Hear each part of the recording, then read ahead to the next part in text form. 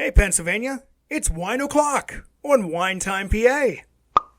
Join Rob, Holly, and Steve as they explore their home state of Pennsylvania and all the wonderful wineries it has to offer.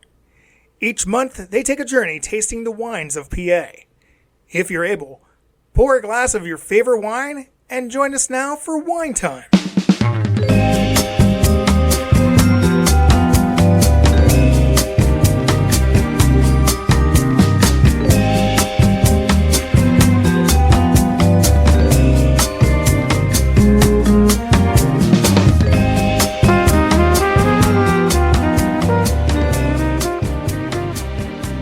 Welcome again to Wine Time PA. I'm one of your hosts, Holly, and today I'm joined with my two co-hosts. One of them, good friend Rob. Hello. And my charming husband, Steve.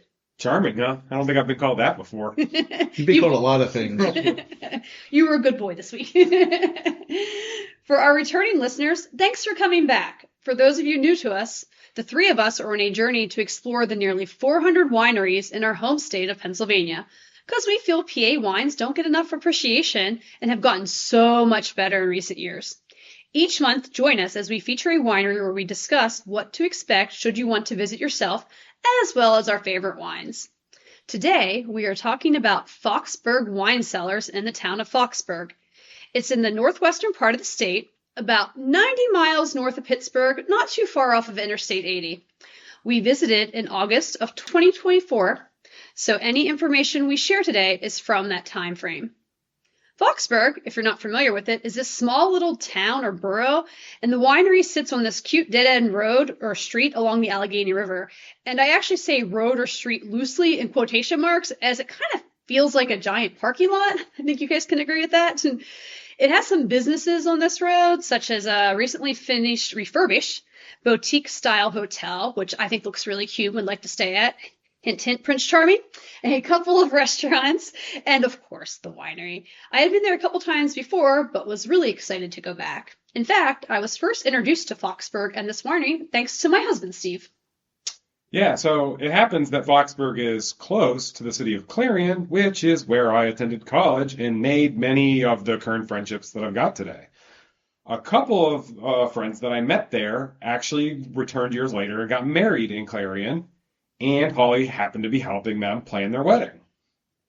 So we went to Foxburg looking for a couple of restaurants to see if it would work out for them for their wedding, and we saw the winery across the street and pretty much had to go in and have an obligatory taste test.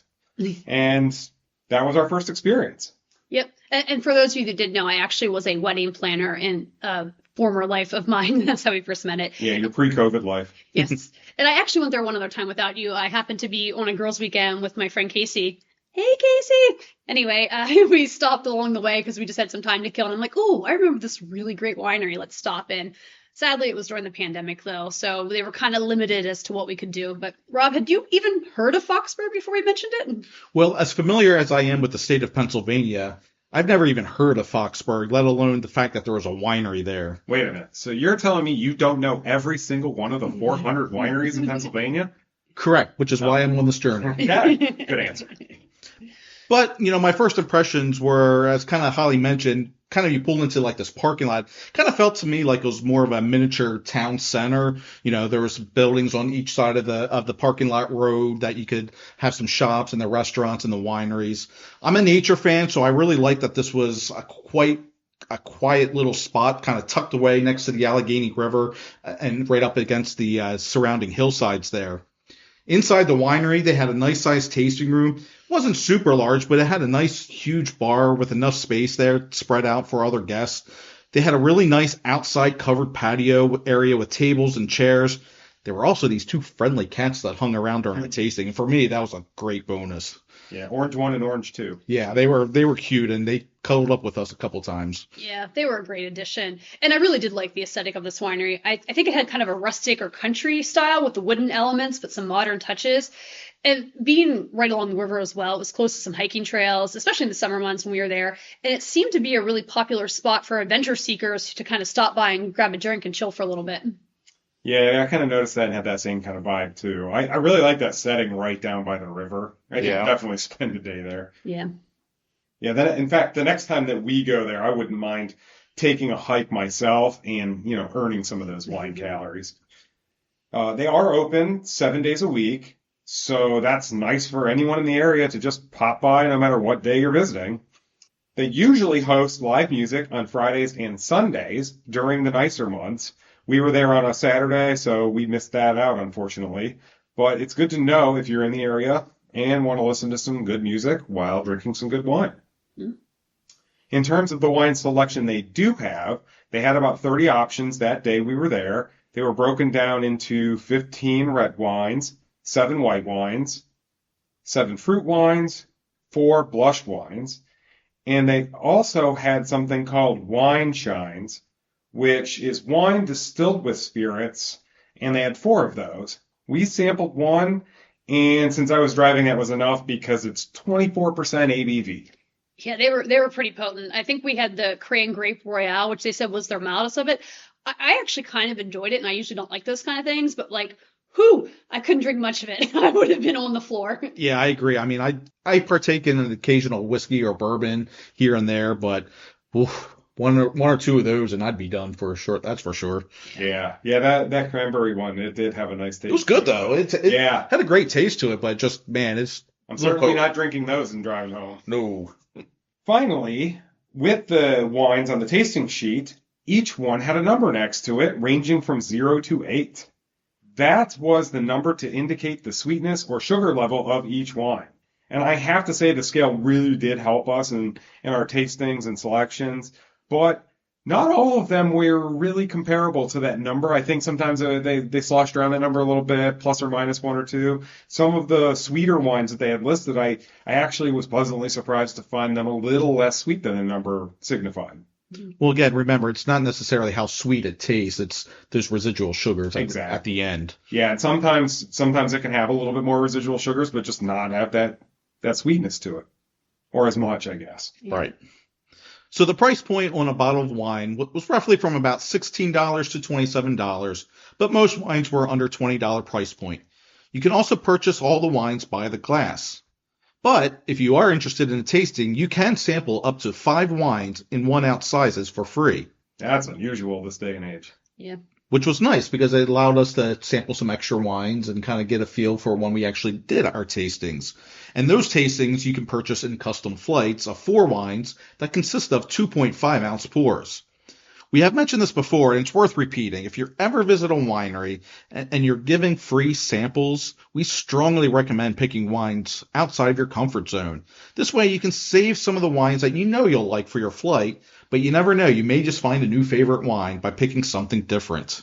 That may come up later in our selections. Hint, hint. Spoiler. We asked them about where they got their grapes to produce the wines, and they said from all over the place. While the vast majority of the grapes were sourced from the state of Pennsylvania, they did say they get some grapes from other places like Michigan and California. And if you're not into wine, they do offer some bottled water and traditional soda for sale for those wanting something non-alcoholic. They also offer beer for an alternative adult beverage. They actually had a nice selection of about 12 to 14 beers available for purchase either by the bottle or the can. Yeah, and I actually noticed one person ordered a beer, and they actually pulled a chilled beer glass out of a fridge and gave it to him to pour his beer in, which I thought that was a really nice touch. You don't tend to see that in a lot of places. But yeah, they also had slushies too, I think. I think they had 2 slushies. Yeah, they had slushies that day. They were popular that day. But well, in terms of food, if you're hungry, they did have some prepackaged charcuterie style things you could purchase. They also mentioned that they were in the process of setting up a kitchen, so it sounds like they may be offering some things in the future. However, there is a pizza shop on the little block there, and you can order pizza from them if you want. And that's actually what we did. We actually told the staff at Foxburg Wine Cellars what we wanted, and they took care of ordering it for us. They just put it on our tab, and then they delivered it right to our table with some paper plates and napkins. And it was quite tasty. We had a barbecue chicken pizza. Yeah, it was quite good. I also think that might be the only food that they allow. You're not allowed to bring in your own outside food. But as far as ordering food, I think that restaurant is the only place that they allow, and they do take the orders directly themselves. So. And it's nice that they'll put the order in and then they'll just deliver it to your table where you're sitting. Yeah. Very, very convenient. Yeah. And it was good pizza. It was good. Yeah, I enjoyed it. Yeah, it was really good. And one other thing about food, there is actually a restaurant directly across from the winery along the river there. It sits right on the river, and that's actually where we ate at with your friends when we were there that time. So if you're looking for maybe a riverfront view dining experience, you could easily walk over there, get some food, and then walk back to the winery when you're done. Okay, now let's move on to the fun part, where we talk about the wines themselves. For this part, each of us has narrowed it down to the 3 wines that stood out to us the most during our visit. As always, what we say today is based on our own personal tastes and opinions. We are not being paid or endorsed by anyone for the wines we are about to recommend. We also strongly believe that when it comes to wine, don't worry about what others think is good, just drink what you love. So Rob, why don't you kick us off today and tell me, what did you pick as your third pick? Well, my third pick is a little something out of my comfort zone, actually, and I went with the Niagara. Oh, wow. You always like those, but I didn't think you'd ever pick one. No, I do enjoy Niagara, and Niagara is what it's usually the white grape juice that you can find in the stores made from the Niagara grape. This was listed as a 5 out of 8 on the sweetness scale, so I would say that's a semi-sweet to sweet wine. It was certainly a nice aroma to the Niagara grape, classic Niagara smell. Maybe that's why I liked it, because this wasn't quite as sweet as most Niagaras tend to be, but it almost had a taste of that diamond grape. I know, Steve, you like the diamond grape a lot, and it kind of had a little similarities to that in the taste. But this was just your classic Niagara taste, smooth, little to no acidity in the finish, and just a pleasant wine to drink. And it's my third pick, the Niagara. Yeah, good choice. I tend to like Niagaras, and I do like them when they're a little less sweet myself. Yeah, this one was nice. Yeah, but you didn't pick this, so what did you pick for your number 3? I picked something really different than usual, and that's the Foxburg Blush. That is different for you. Yeah, so Did we get our notes backwards? I'm not always a big fan of blushes, and part of that is there's a particular taste in the blush style of wine that just isn't great for me. But there's others like the Pink Catawba that I adore, so it's really hit or miss. This one is also very dry. It was a 1, I believe, out of the sweetness scale. Yeah. So it's about as low as you can get. It just wasn't 0. It did have just a touch of sweetness, though, and it was perfect.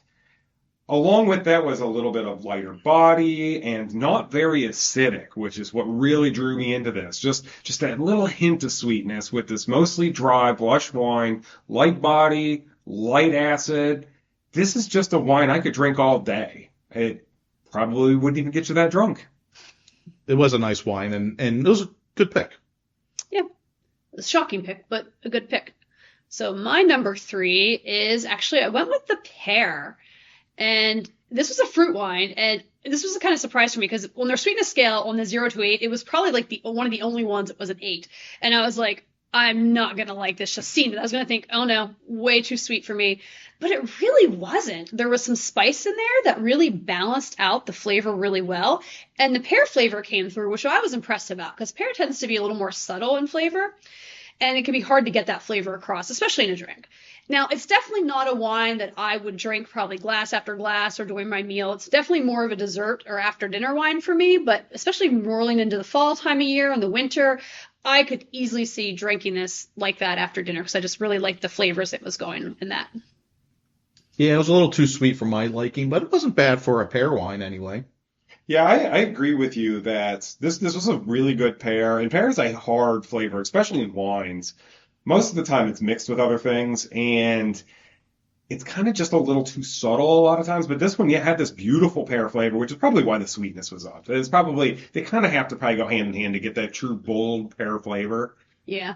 Yeah, and I think it was just unique. That's why I wanted to give it a shout out as well, because, it probably is, again, not something I could drink a lot of, but there was enough there that I thought it was worth mentioning, because I surprisingly enjoyed it a lot more than I thought I would. So yeah, I definitely enjoy a glass as a dessert wine after a good meal.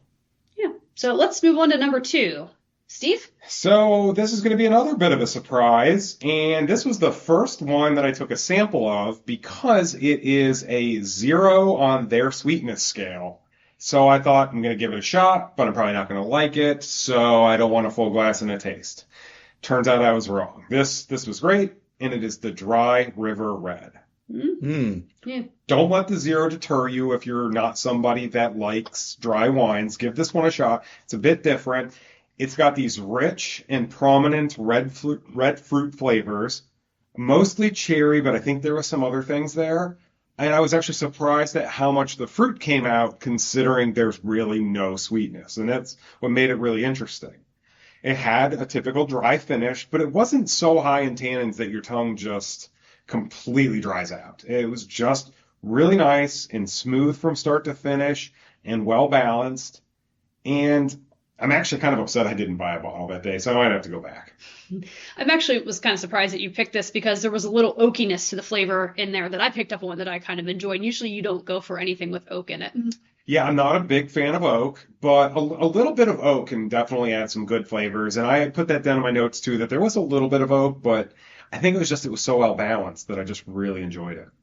Yeah, this was a wine that was right up my alley, and it almost made my list just because I do like those dry reds and that little bit of oakiness on it. So it was a good pick, Steve. It's not even the first time you and I have like flip-flopped our picks. No, well, that shows you, we go out and drink all these wines, we start finding stuff we don't think we would like, then we like them. Yeah, never judge a wine by its label. Yeah, very true. Or its sweetness scale.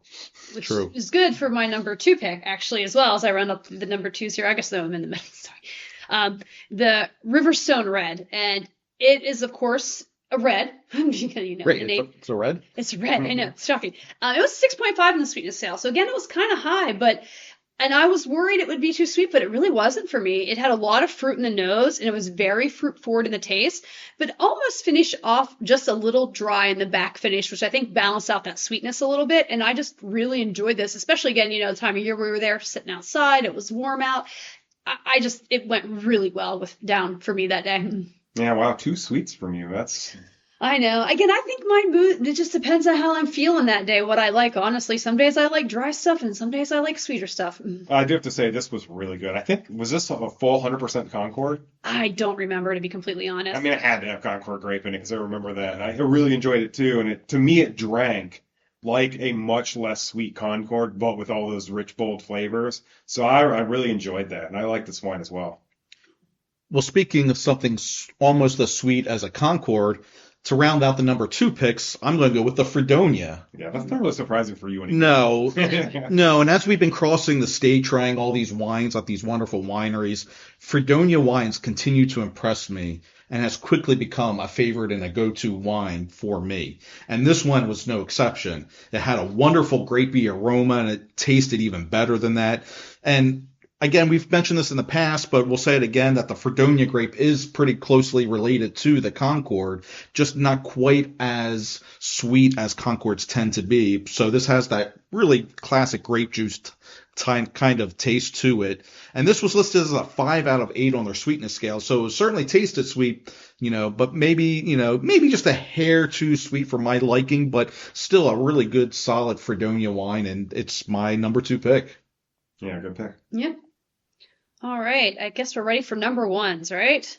I think so. I got us back on track of numbers here. Okay. My number 1 pick is the Foxfire. Ooh, good pick. Yeah, now the Foxfire was on the reds, and it was a 3 on their sweetness scale. So it was probably more of like a semi-dry and probably a little bit more in line with what you might expect out of me. And they said it was a blend done a Chianti style, which I know Rob tends to like a good Chianti. Yes. That's not always one of my go-tos, but I know you appreciate one. It was served chilled, I believe, that day, which was a little odd, but it really worked for this wine. I got a lot of fruit, like plum and cherry in it. And I will say, I do wish there were a few more tannins, as I would have liked maybe just a little bit drier of a finish than what I actually got. But obviously it didn't deter me because it was still my favorite wine that I drank that day. Yeah, that one was a surprise. That's a semi-dry served chilled. And yeah, it worked. It was interesting. It worked. But sometimes you do come across that. Yeah. Yeah, and I do like those Chianti style wines. I don't know what grapes per se were in this one, but I'm guessing there's probably some Sangiovese, which is what tends to be kind of a Chianti style American wine. Yeah, I hope so. I like Sangiovese. I just like saying that name. I was just about to say, I like saying it more than I like drinking it. Okay. We're going to get sidetracked and talk about names, so. All right. Well, for my number 1 pick, Rob is going to stay with the Saval Summer, as I picked the Saval as my number 1 pick. Yeah, that was a pretty good wine. Saval and Fredonia. That's just been Rob's summer. I mean, again, just like the Fredonia, this is wine that the more I'm seeing it at places, the more I'm learning about it and the more I'm really enjoying the Saval. This was listed as a 1.5 out of 8 on their sweetness scale, so dry to maybe semi-dry. It's a pretty dry wine out there, and I tend to favor dry wines anyway. But this had just a nice sweet aroma to it. I had noted that it reminded me of like a Moscato or even a Vignoles in the aroma, but this is just a classic Saval aroma to it. It wasn't as light and crisp as similar wines like the Pinot Grigio or even Sauvignon Blanc. It was more of a medium body to it, but there was a light amount of acidity at the finish, which was well balanced though with that fruit-forward notes of grapefruit, lemon, and honeydew. And again, this is just another example of wines that I've been experimenting more with, trying more and more of, and finding that I think this is the third or fourth winery in over the summer that we've been to that I really enjoyed the Saval, and I think I bought a bottle of this to bring home. So that's my number one pick, the Saval. Yeah, it was good wine. I actually ranked it pretty high too. It probably would have been like 5th or 6th on my list, but it was still really enjoyable, and it just had some really nice fragrance to it and just a really pleasant taste. It was a nice wine. So my number one pick is the Cran Grape. Good choice. This one I did buy a bottle of. This was a little bit on the sweeter side, but only a 5 out of 8, so not grape juice sweet. It offered this beautiful tart flavor that kind of dominates the taste profile, making it taste less sweet also. You get a lot of that cranberry. But that sweetness does come in a bit, which I can only assume is the Concord, and it just makes this really incredibly nice, mostly tart, touch of sweet blend. And I just love tartness, so this is a prime example of tartness done well. Yeah, I mean, I know you like a good cranberry grape. I really enjoyed this as well. I thought the cranberry in there went really well with the blend, and, it's a good upcoming holiday wine, I think, with the blend that you have there with that cranberry in there. Yeah, especially if even you don't like cranberry, it's got that mixture of the grapes that kind of tones down that flavor a bit, but it still left a lot of good tartness for me. Yeah. All right, so let's move on to some honorable mentions, and I'll go first here. My honorable mention is the Moonlight Blush. And actually, I put a note, it looked more orange than blush to me, but hey, it was blush. It was a 1 on their sweetness scale, so it was definitely like a dry rosé style wine, but I thought it was crisp and tart with some fun fruit notes to it, and it almost made my list, so I'm going to go with the honorable mention, because I was torn between this and the pear, honestly, for my number 3 pick, but the pears, because it was so unique, I went with that. I'll just give a shout out to the Isabella. It's listed as a blush grape with light strawberry undertones. I don't actually recall what the red blend was, but it was a nice consistency throughout it, and it was a light-bodied red with those nice fragrances and tastes of strawberries in there. It was smooth, some hints of acidity toward the end, not something I was expecting in a red, that acidity in there. It was listed as a 4 out of 8, so right in the middle of, in that semi-dry, semi-sweet range, and, a nice one if you're looking for a little something different, especially if you like strawberries. It was a good wine. Yeah. I don't have any honorable mentions, but that's only because you guys both picked all of them. Yeah. So we'll move on to some best-selling wines. On the top of their best-selling list, which was also one of Holly's picks, it's the Riverstone Red. Yay. The Niagara is their number 2 bestseller, which Rob definitely did. And their number 3 was Concord. And I have to admit, this Concord was pretty good too. It's just that the Riverstone, I think, was just a little bit better because it was a little less sweet for my personal taste. So, they had some wines that are their best sellers that I think we can agree with. Yeah. I can understand why these were their best sellers. All right, so wrapping up, Foxburg is a small little town that you may never have heard of, but you really should put it on your list to visit while in Pennsylvania for either a quick day or a weekend away. You can enjoy the outdoors, a good meal, and of course, no visit would be complete without stopping by Foxburg Wine Cellars. The friendly staff, lovely atmosphere, and delicious array of wines make it an enjoyable place to forget all your cares for a little while. For more information, please visit their website at foxburgwine.com. That concludes this month's episode. If you haven't subscribed to our podcast, please do so and hit that like button. Also, feel free to share it with friends and neighbors. Or if you want to, please leave us a review, as that will help us grow as well. Thanks for listening, and tune in next month as we review a new Pennsylvania winery. Thanks for listening to Wine Time PA with your host Rob, Holly, and Steve. We hope you enjoyed our take on Pennsylvania wineries and all that they have to offer. Please be sure to like and subscribe to this podcast. Also, be sure to follow them on social media for updates and news. Remember, when it comes to wine, drink what you love.